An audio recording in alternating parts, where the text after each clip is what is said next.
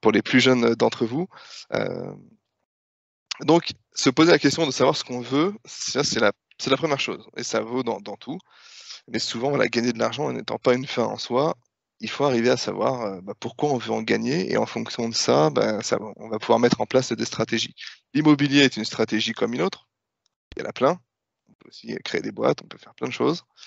Mais la première chose, c'est quels sont vos objectifs personnels? Est-ce que c'est, dépenser de l'argent, via avoir un meilleur train de vie? Est-ce que c'est transmettre un patrimoine à vos enfants? Est-ce que c'est partir à la retraite à 40, 45, 50 ans?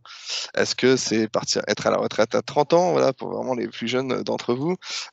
Est-ce que c'est se dire: «Bah, je travaille bien là pendant 2-3 ans et ensuite je pars faire un tour du monde, donc j'ai besoin d'un peu d'argent parce que pendant, 1 an, je prends une année sabbatique et j'ai besoin de mettre de l'argent de côté». Voilà, tout ça, ça contribue en fait à la définition d'un objectif, et l'immobilier, enfin l'investissement dans l'immobilier locatif va pouvoir répondre à une partie de ces objectifs-là. Et notamment, j'en ai mis quelques-uns ici, hein, c'est de se dire: «Bah, j'ai envie de placer de l'argent, je sais pas quoi en faire, j'ai de l'argent qui traîne, je vais le placer». Puis le livret A priori, ça semble pas être la meilleure idée, que vous pourriez avoir. Il y a peut-être autre chose à faire que de placer sur du livret A.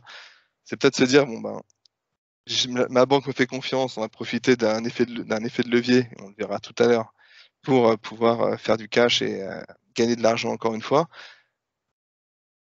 L'idée, c'est peut-être de préparer une retraite, préparer un complément de revenu, se dire, ou préparer tout simplement, on va dire, une indépendance financière, dire: «Je quitte mon boulot, voilà, j'ai 35 ans», hop, ce qui n'est pas encore mon âge, voilà, pour info, ceux qui se posaient la question, hop, voilà. Et du coup, je vais partir à la retraite à 45, voilà, donc j'ai 10 ans là pour construire quelque chose, ou j'ai 20 ans parce que 65 ans pour la retraite, ça me paraît un peu loin. Du coup, j'ai envie de prévoir quelque chose, donc en attendant une rente, soit un complément de revenu, soit un revenu, pas de j'aurais pas d'autres revenus par ailleurs, donc un revenu tout court. Constituer un patrimoine, diversifier les sources de revenus, on l'a déjà vu, transmettre à ses enfants, ou pas à ses enfants d'ailleurs, à ses ayants droit, réaliser des plus-values, pour avoir du cash, on va dire, de façon, massive. Voilà. Alors je suis désolé, des fois je fais des petites pauses parce que comme je disais tout à l'heure, il y a encore des personnes qui rentrent et du coup, hop, je vais les faire rentrer. Donc bienvenue Nicolas, bienvenue Habib. Hem, alors du coup, on était sur le premier conseil, déterminer les objectifs personnels. Je disais ça vaut dans tout, le côté pro et les côtés perso. L'investissement dans l'immobilier locatif permet de répondre à certains de ces objectifs, et notamment ceux qui sont listés ici, à savoir préparer une retraite ou obtenir d'un complément de revenu futur, également créer un patrimoine pour transmettre à ses enfants, sécuriser, tout ce que vous voulez, voilà.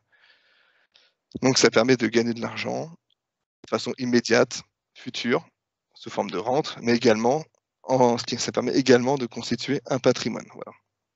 Un patrimoine qui vaut de l'argent, voilà. Souvent on a tendance à l'oublier, hein, surtout quand on est chef d'entreprise. On gagne pas forcément beaucoup d'argent au début, et cetera. On se dit: «Voilà, je travaille, et cetera, et j'en retire rien». Oui, donc il faut bien dissocier la partie patrimoniale de la partie, finalement, gain immédiat. Donc, pas beaucoup de salaire certes, mais vous gagnez des clients, vous créez un fonds de commerce, vous créez une clientèle qui vaut quelque chose. Dans l'immobilier, c'est pareil. On a des biens qui sont très peu rentables, on va le voir tout à l'heure, parce qu'ils sont très chers à l'origine, mais finalement qui constituent un patrimoine, et au bout de 20 ans, quand vous aurez fini de rembourser, vous en serez propriétaire d'un patrimoine qui n'est pas très rentable, mais qui constitue malgré tout, un bien. Voilà. Donc ça, c'était le premier objectif. Je passe parce qu'il est celui-ci, il est plutôt d'ordre général.